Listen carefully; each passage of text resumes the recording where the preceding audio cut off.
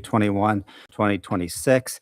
That's the reorganization meeting, so that's why I will initially chair the meeting until we have a chairperson selected for the next year. At this time, we'll move on to a roll call. Mr. Philippos, Present. Mr. Andres, Here. Ms. Collins, Here. Mr. Jobs, Here. Mr. Curran. Present. And we have Donna Tiger is absent. Our next order of business would then be the reorganization 3.0. At this time, I will entertain a motion for chairperson or a slate or whatever's, would it be? Whatever's, Well, I would like to nominate Laura Collins as chairperson. okay. There being a nomination, is there a second to that nomination? I'll second. Are there any other nominations? There being no other nominations, I'll call a vote on the nomination of chairperson of Laura Collins. All in favor? Aye. Aye. Aye. At this time, then I'll turn over the gavel to our rating chairperson. All right. So then for the remainder of the positions, I'd like to propose a slate. Nominate for Vice Chair Mark Jobs, Secretary Donna Taggart, Treasurer John Philippos, Assistant Secretary Chris Curran, and Assistant Treasurer Mark Jobs. So that's a nomination. Would anyone like to second that slate? I'll second it. Okay. Are there any other nominations? Hearing none, we will take a vote on the proposed slate. All in favor, please say aye. Aye. Aye. And none opposed, passes 4-0. Right. I don't believe anybody is here for public comment, so I will move on then to item number 5, approval of the minutes from the December 18th, 2025 meeting. Those were in your packet. So I will accept a motion for approval of the minutes from the December 18th, 2025 meeting. I'll make that motion. Second. All right. Any discussion on the motion? All in favor, please say aye. Aye. And none opposed.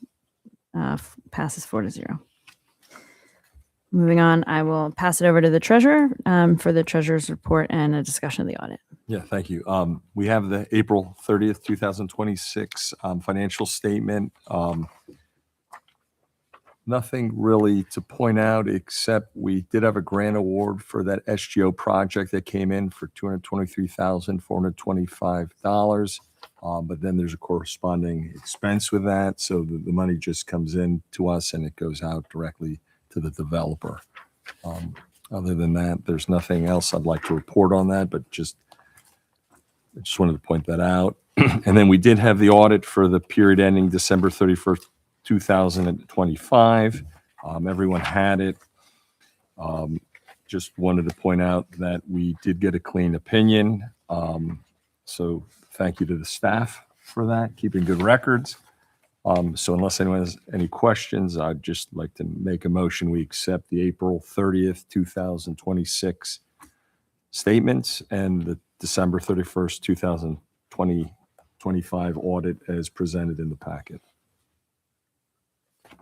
I will second the motion to accept both. That seems fine, right? To do them both together. Okay. Any discussion on the motion? Okay. All in favor of the motion on the floor, please say aye. Aye. Any opposed? All right. Passes 4-0. Thank you, Mr. Treasurer.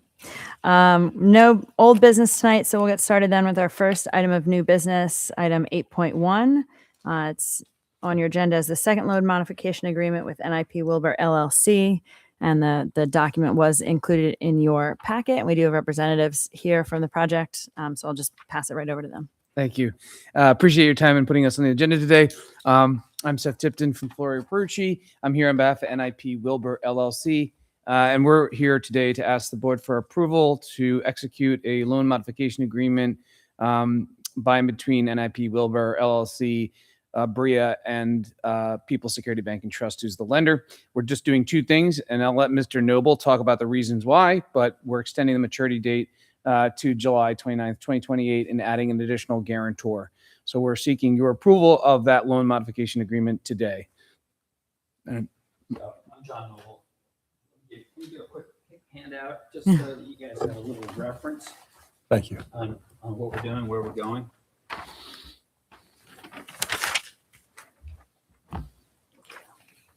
Thank you. Again, this is a relatively standard item for the board to look at, but I kind of wanted to put it in context for everyone you. so they understand a little bit where the market is today. And I don't pretend to lecture everyone on loan financing and everything else, but just to give you an idea of how important Chris and this board is right now, the last 4 years have been literally unprecedented. And what we've seen in the last 3 months has literally turned the world upside down from a loan lending and rate standpoint. I'm coming for a modification.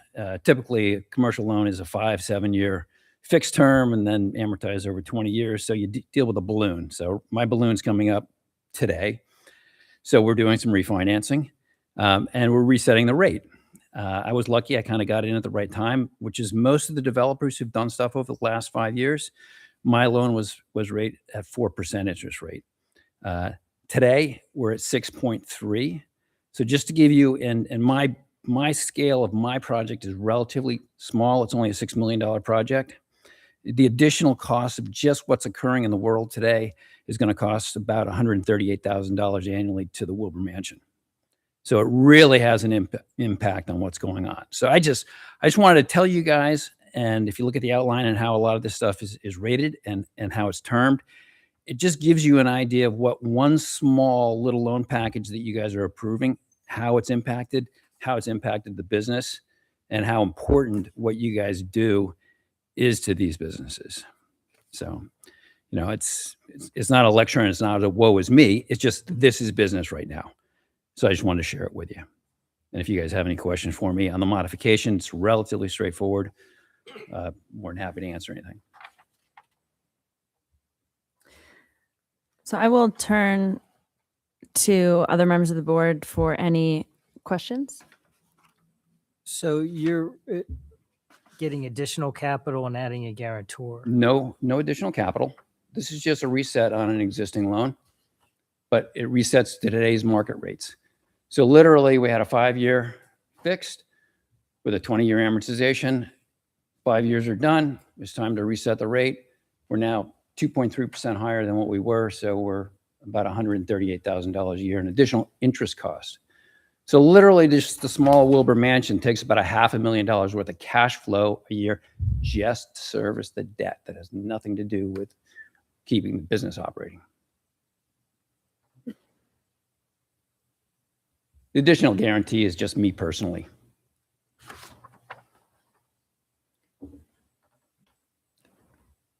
I could just jump in, this is not something that was, since this is something that's not part of the authorizing resolution that was in place at the time this project was authorized and closed, it was appropriate since you are your chairperson is being asked to sign this document. It comes before you for approval.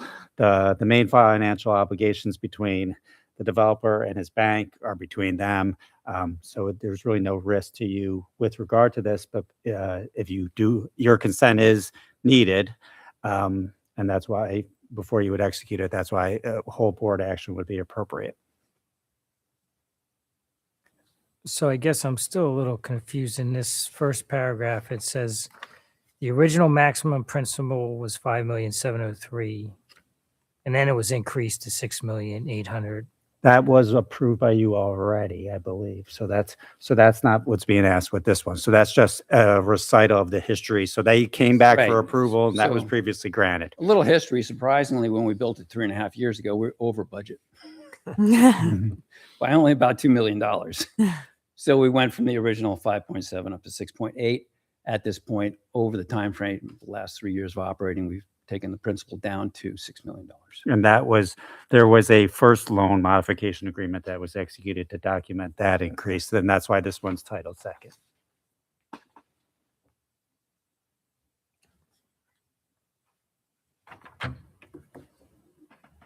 Okay.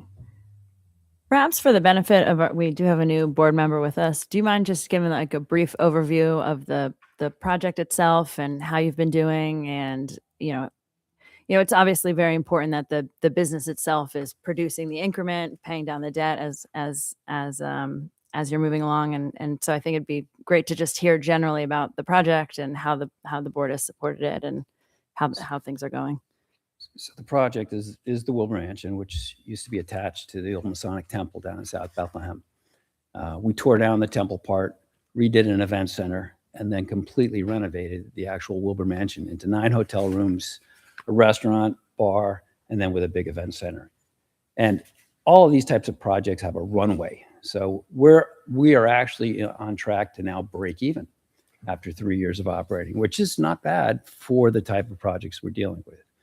But in saying that, the CRIS benefit is one of those things that allows you to absorb all of that ramp up and development cost to keep things going for literally years. And then as soon as you get everything going and you're about to break even, the world of the T-bills goes through the roof, and we're seeing what's going on with the interest rates. And I'm not going to be the only guy that's before you on a lot of these loans reset, because literally commercial loans typically is in that 5 to 7 year range. So I'm not going to say I'm the tip of the iceberg, but there is a wave of resets occurring right now in all commercial real estate.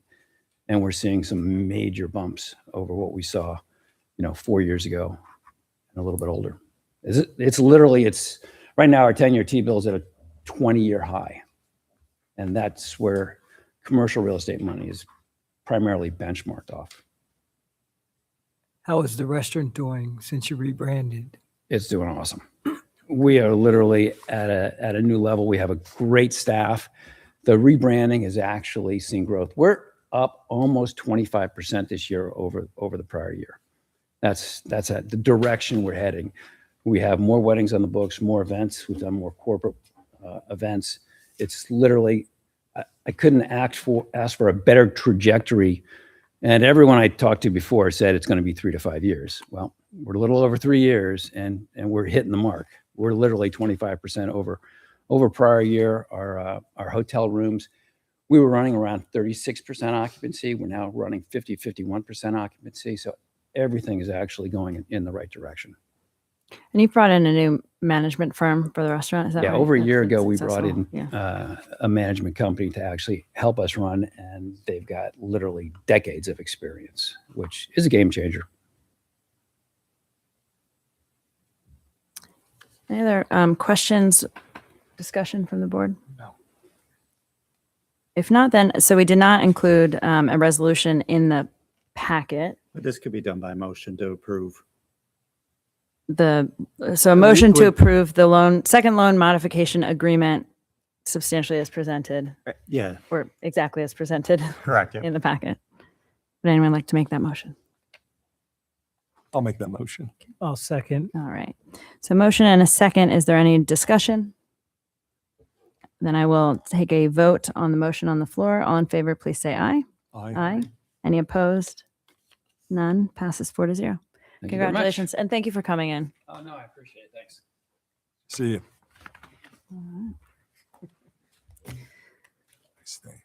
All right. Our second new business item then is the CRIS qualification request from Triple Net Investments, which again was in your packet. And we do have representatives, multiple from the project here. So I'll start first with Mr. Tipton. Thank you. So here before you today on behalf of Triple Net Investments, there's 3 entities that are tenants in common. They're identified on the application. I'll refer to them collectively as the landlord or the owner. And we're here to do 3 things. First is to request this board's approval of a decertification of 2 lots. They're identified in my application, but they're collectively P623B and P623C1.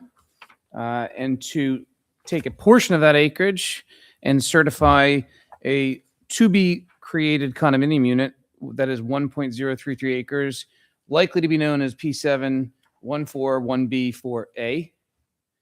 4A.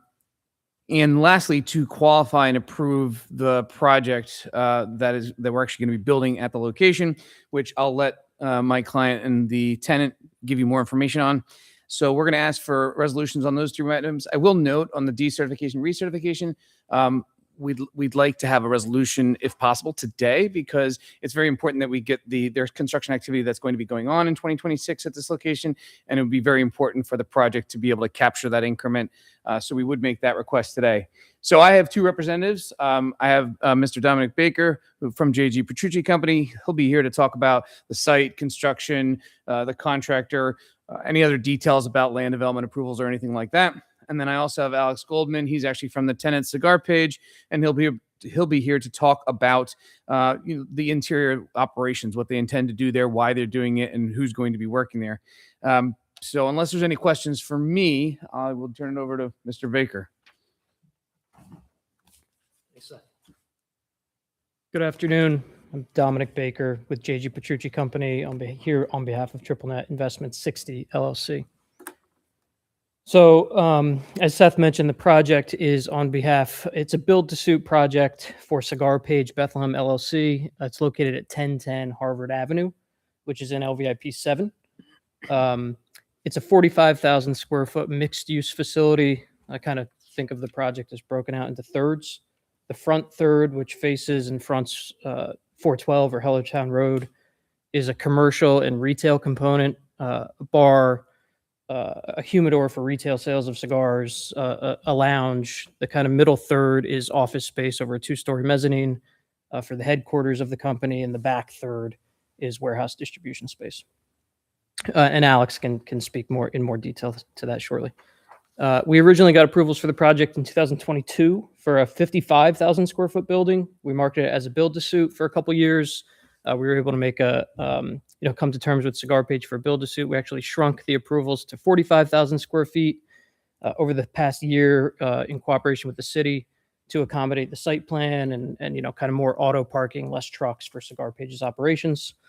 Broke ground earlier this year, intend to complete the shell building and the tenant improvements by year end 2026. The contractor for the project is Iron Hill Construction Management, which is JG Petrucci's in-house construction manager. JG Petrucci and Iron Hill have built and constructed and developed numerous projects in the city of Bethlehem and LVIP 7 over the years, and currently right now we have 4 or 5 projects going on. We have the build-to-suit cold storage project in LVIP 7, the project next door, and doing various third-party construction projects as well for clients through Iron Hill Construction. The project is a $17.7 million project, and that's funded through $13.5 million of loan proceeds. We have a commitment from Fidelity Bank for that loan. And then the 4.2 remaining in funding is equity commitment from the owner and landlord. I'll turn it over to Alex unless you have any questions for me, but happy to come back up if needed. And thank you again very much for your time and consideration on our application. Thank you. Good afternoon. Thank you for taking the time to put us on the agenda today. So my name is Alex Goldman. I'm the Chief Operating Officer of Cigar Page Bethlehem LLC, which is a new entity that's been formed to occupy and be the tenant in this project. It is part of the Brand Shopper family of companies, which operates Cigar Page as our main business, which is an online e-commerce website. This particular project is something that we're extremely excited about, to be moving back into the city of Bethlehem and take advantage of all of the infrastructure and things that are around it that will draw attendance to this project. So as Dominic said, the building is essentially in 3 parts. The front third, which faces 412, is going to be the world's largest cigar humidor and cigar store. It is a 4,300 square foot enclosed humidor that will have at any given time over 700,000 cigars in it. In addition to that, the bar and lounge, we have gotten an approved liquor license from the state and from the city of Bethlehem.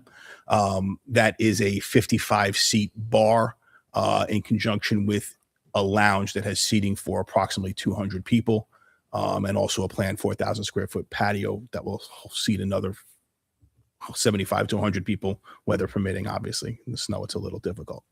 The middle third will have, and the bar and lounge also has a food component. We do have a kitchen there, and it will be serving appetizer type food, wings, flatbread pizzas, things like that. The middle third is over a 2-story mezzanine, our corporate headquarters, which will house all of our executives, marketing, advertising, sales, IT, customer acquisition, and the like. And then it's also a warehouse that will serve as a secondary warehouse for us to do product fulfillment, storage of inventory for that store, and other storage and fulfillment and packaging opportunities for our associated businesses. The location within LVIP is unique. LVIP is traditionally a distribution facility complex. This, because of its frontage on 412, will be one of the only, I believe, retail portions on that side of Helltown Road, with great access off of I-78. We expect to have traffic coming from New York, from New Jersey. This is a true destination store. There are other cigar stores in the area, in the Lehigh Valley, and my team, our owners, and a lot of my team have been involved in those projects in the past. So we know the traffic counts. We know how to entice the people to come. We know where they're going now, and the product that we're putting together, that we're developing in conjunction with Petrucci and Iron Hill, is definitely going to be something that everybody, whether you're a cigar smoker or not, can come and enjoy. We have, state-of-the-art HVAC systems to ensure that, you don't walk into a store and feel like you're sitting inside of a cigar or walking out smelling like smoke, et cetera. Really a destination place that people can come, have a cigar if they so choose, have a drink, have something to eat, relax, watch television, just sit and read a book. We have a big fireplace. Come and relax, do whatever you want. The project is projected to have 85 jobs created by our new company within this entity. That's a mix of our corporate headquarters, the retail space, and the warehouse space. I think that covers the majority of it. I'm happy to take any questions. And again, thank you for the opportunity. Sure, thank you very much. While I wait for questions, I do want to thank Laura and Sean. They provided a lot of assistance to us. This was complicated because of the decertification and recertification, and we got some very patient advice. So thank you. Yeah, I will say, so this is in a few parts. There's the decertification and the recertification. And just for the board's benefit, what's a little bit different about this one than the more recent ones we've seen with other projects is, they're not asking to pull from our general bank. The property owner, developer currently owns the parcels that they are seeking to decertify, which is their right to do as the current existing owner. And then they are asking to certify a different parcel that they own. So this does not actually go into the bank. Like, we are not pulling from the bank if we were to agree to the decertification and the recertification in this instance. Correct. In this case, the developer landlord is likely to apply at some future date to use the balance of the acreage that will be left over after the decertification. Well, what would the leftover acreage be, just out of curiosity? It's in, let me see. So the proposed reduction, the decertified acreage is, hold please. The amount that will be left over is 1.199 acres. Okay. Thank you.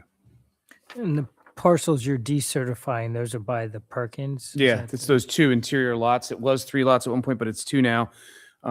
There's never been, the primary prerequisite to the decertification, there's never been any CRIS proceeds used there. It's been the Perkins forever.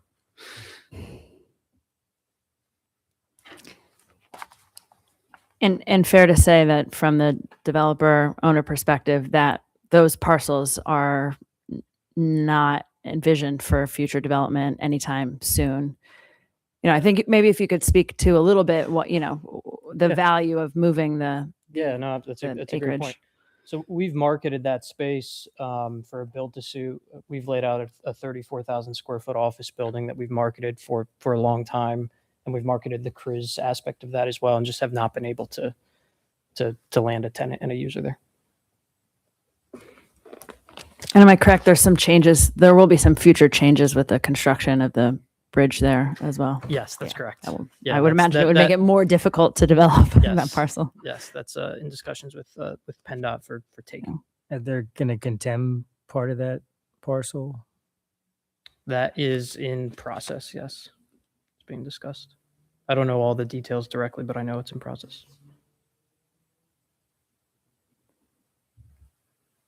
And then as far as Cigar Page, can you just give an executive summary of what you do? I mean, I'm familiar, but maybe for the rest of the people here, former owners, Cigar International, just a executive summary. You have some familiarity with us. So our owner, Keith Meyer, is the founder of Cigars International, which is currently the world's largest e-commerce retailer of cigars. He founded that company in Pennsylvania back in the mid 90s, and subsequently sold it in 2010. After a short period of time, he started a new company called Brand Shopper, which at the time was 2 outdoor websites called Field Supply and Wing Supply, selling hunting, fishing gear, air rifles, caps, t-shirts, things like that. After his contractual obligations were over in 2015, he relaunched Cigar Page as a new e-commerce cigar company. Primarily, we are a discount cigar company. We sell based on price and service. We also sell based on accessibility. We carry over approximately 12,000 different types of cigars, different brands, sizes, etc. And rather than just selling them by the box, which is what's predominantly done for most cigar companies, we'll actually sell it by the 5-pack or even by the single stick to make them accessible to everybody. A lot of places around the country, they don't have access to a premium cigar shop or a place where they can get that kind of selection. So we've done this for the past, Cigar Page has done this since 2015. So for the past 11 years, over that time, we've grown to the number 2 e-commerce company in the United States based on web traffic. So we're shipping, thousands of packages every day all across the country. And we send out, for example, all of our customer acquisition is done by email. So we send out up to 7 emails a day to up to 200,000 people. So providing, and it's cigars. It's also cigar lighters, cutters, humidors, all the accoutrements that go along with smoking. Our team, our president, Matt Cook, was the former director of retail for Cigars International. He built their first 6 stores, including the 2 that are in Bethlehem. I've been in the cigar business over 40 years in various companies. I've been with Cigar Page for 2 years, but I had a large distribution company and also owned 5 retail stores in the past. A lot of our marketing and merchandising and events team all came from Cigars International or other cigar companies. So we have by far the largest and most experienced team to be able to execute on something like this, not only from the e-commerce perspective, but within the CRIZ, the retail perspective of it also, knowing how to own and operate such a large store, make sure it's merchandised properly, priced properly, and giving the experience that a customer is really looking for.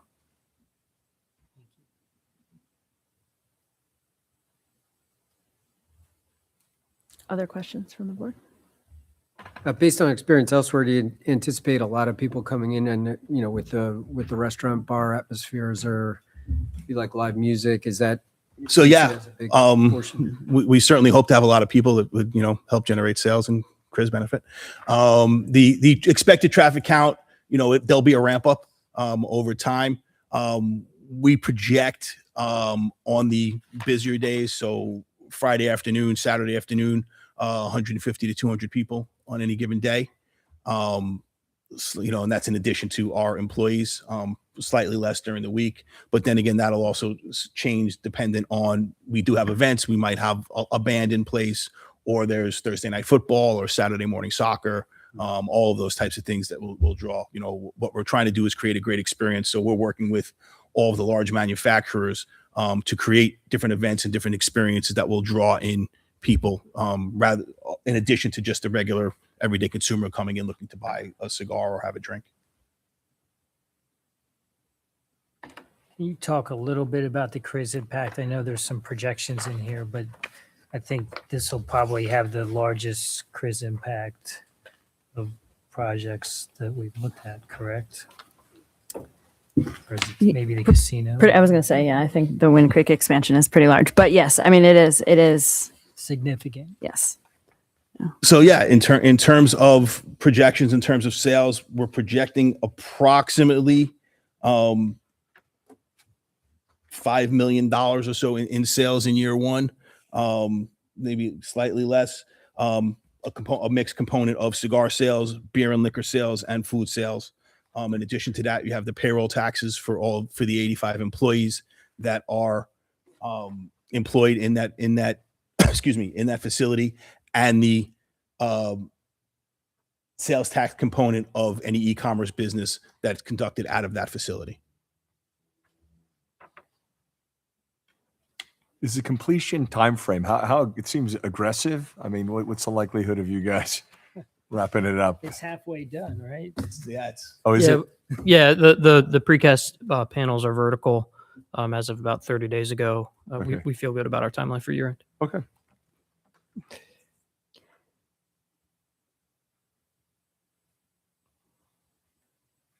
All right.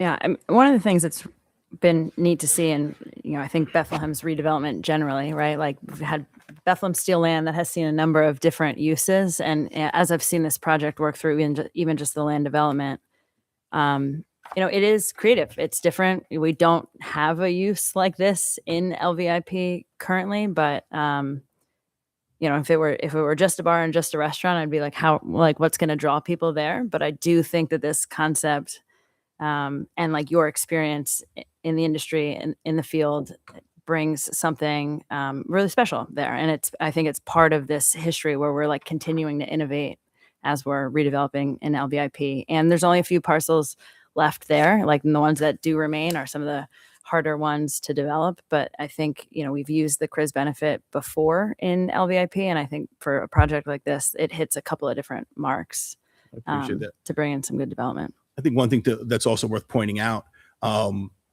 Wind Creek, which is obviously a big draw to that area, we're right down the road, doesn't allow cigar smoking. I actually met with their director of HR, and they're actually excited about it because they have some place that they can, they don't like to leave their people off property, but if they have high rollers that want to come and go and smoke a cigar, They let people smoke cigarettes inside, but not cigars? Yes. I didn't know that. Since it changed from Sands to Wind Creek, that's been their policy. Interesting. There is really no competition for us. So anybody who wants to enjoy a cigar and a drink at the same time and some food, we're the place to be on a very large scale. There are no other questions. I apologize. I did not include pre-written resolutions. Yeah, so here, typically the decertification, recertification would typically be memorialized in a resolution. The other part of the request, the qualification, because this was not one of the original projects, is a separate resolution that is typically done. The latter one's probably less time sensitive according to the developer. So what they've asked for, and I think I'd be comfortable with, depending on the wording of the motion, is they're asking you to take action on the approval of a resolution that you haven't seen. Now, this is it is on your agenda as an action item. The agenda packet has the relief that they're seeking and the action that's to be taken. The only thing is the form language of the resolution that's not before you. So I think there's proper notice of your taking action on the decertification, recertification. So I think there's enough notice that you have authority to proceed. So if you feel comfortable, then I think a member can make a motion to approve the decertification and recertification and by a resolution and substantially the form as other certification resolutions as may be acceptable to your chairperson and solicitor. Should the resolution also address the banking of the remaining acreage? I think my recommendation is, and I think your motion would be that it would be consistent with your previous resolution. So typically, when there's been a request to bank, it's my understanding that although you've indicated a willingness to honor that it's never been something that's compelled you to recognize that banking. It's something that you do in your discretion to promote projects like this. So you want to, you do it because at their request, but know that it's not indefinite and it's not without limitation. So Yeah, that's correct, and we're comfortable proceeding with that. On the timeliness side, we're for the board's benefit. The increment that's generated through the construction process is very helpful to escrow for future debt service, and this is a big project, and there's large numbers, so therefore the amount of increment that's going to be earned in 2026 is significant, and we want to make sure that the property is certified with the Commonwealth. And so that's why we want to get this resolution out and get it with the Commonwealth as soon as possible. And I will be providing the parcel identification number within a couple business days once we're. I'm comfortable making that motion Okay. as dictated by our solicitor. And I'm going to abstain from the vote since our bank is providing financing for this project. In that case, I will second the motion. and just Mark, just send an email to Laura that'll be kept with the file. Just, I know you haven't, this is a new abstention for you. So the first time you do it for the project, just to have a written memorandum of the abstention. Okay, so with a motion and a second, is there any further discussion on the motion before we take a vote? By me. Okay. All in favor, please say aye. Aye. Aye. Any opposed? The motion passes 3-0 with one abstention. Okay. Thank you very much. Thank you very much. Appreciate it. Will there be a motion on the qualification as well, or is that, or are we doing it as one single? Well, it should be a separate motion. Do you want to? That should also be done by resolution, and you have to just. We don't need the resolution for that one today. That's fine, but we would like to have a vote on the qualification if possible. So well, then we would. Then I would Same recommend. idea. It would be a motion Then you can for- do the same idea. Okay. So Spell I'll that say it out for again. us. Sorry. So, no problem. That's a motion to approve a resolution and substantially the form of as a qualification resolution to, again, authorize a qualification application to the state for this project. I'll make that motion as said by our solicitor. And I will second that motion. And I'll also abstain on this just to avoid any potential conflict. And any discussion on the motion as laid out by our solicitor? No. In that case, I will ask all those in favor to please say aye. Aye. Aye. Any opposed? None. The motion passes 3-0 with one abstention. Thank you so much. Thank you very And much. just for one, why they're still here, it would still come back to you guys one more time before closing because there's still the Yes, funding. for the funding agreement. Correct. So Yep. don't. So this just gets the ball rolling to get the property certification application to the state, the qualification application to the state. After those are hopefully approved, it would then, closer to closing, come back to you for approval to go to close and go to funding. Correct. Yeah, we anticipate being back hopefully sooner rather than later. Okay. Great. Thank you very much for your time. Thank, Yeah, thank you so thank much. Good luck. All right. If you haven't done enough already, Mr. Solicitor, would you like to give your solicitor? You've heard from me enough, I think. Keeping you busy. Well, I'll keep it short though. So there were 3 projects that were discussed with you at the end of one or more times last year. The Martin Tower project and one of the 610 Flats project closed after your last meeting, but before the end of the calendar year. and most recently this month, the High Hotels project also went to closing as well. So that was done earlier in May. Thank you very much for all your work on that. Yeah, that were a lot of work. Huh? All right. I will move on to the chairperson's report. My first two items were the same. The closing of the Martin Tower and the 610 Flats, closing High Hotels. They are actively under construction. For the Tempo by Hilton Hotel, looking to open to the public in August of 2027. So they're moving fast, but things are going well there. We also, you probably remember, are administering 2 grant funding sources for the Steel General Office building that was referred to in the treasurer's report. So we've been working through the grant reimbursement process for both the $1 million in the ISRP money that came from the Commonwealth to Bria to go into the interior demo and abatement of the Steel General Office building annex. And we also have LSA money, that's the local share account money that's generated by the casino. We are working through the reimbursement of that as well. We're having some challenges with the Commonwealth, but in continued conversations to get those reimbursements out. We also have already put in, with the help of our staff, the annual report to the Commonwealth. Also included the audit that was completed earlier this year. And we're also now working with all of the property owners on collecting their information for the June reporting deadline. So that's all going according to plan.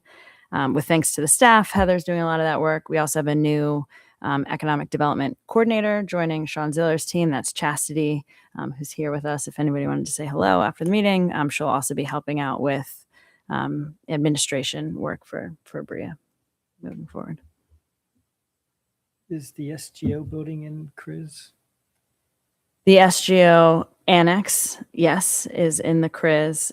It was originally all in the CRIS. We have decertified the tower portion. Can't remember exactly what. I don't remember exactly what the demarcation, because it's such a big property with different components and Yeah. different funding sources. So I can't, without looking at the records, I can't. I believe we look at the building in 3 parts. So there's the tower, there's what's called the connector. That's the part immediately to the right. And then there's the East Annex. So the East Annex is definitely in the CRIS, and that is where we have gotten some grant dollars that's going to work in that portion. And I believe the connector is also still in the tower, has been decertified, I believe. And that's because I believe for the tower, they're looking to use RCAP dollars, RACP, and you can't have both in the same place. Are they planning to come to us in the near future for project financing? I have not seen anything that looks imminent. So right now they're working. I mean, they've done a lot of the interior demo and abatement work, but they've not started anything with respect to like a fit out or.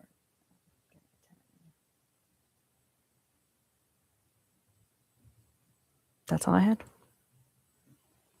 Anyway. So otherwise, our next meeting is scheduled for June 4th, 2026.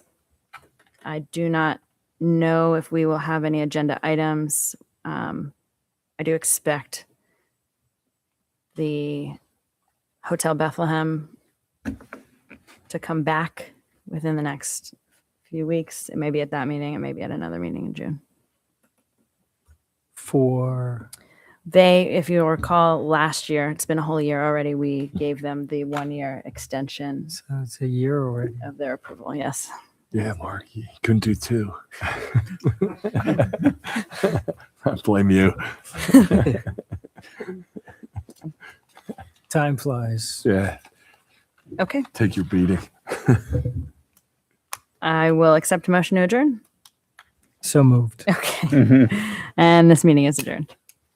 Or no, take a vote. Second. Second. You can actually, with a motion, you have chairperson's authority to recognize and do it actually, but. Oh, man. Robert's rules. Edwards rules. Thank you. All right. Good stuff.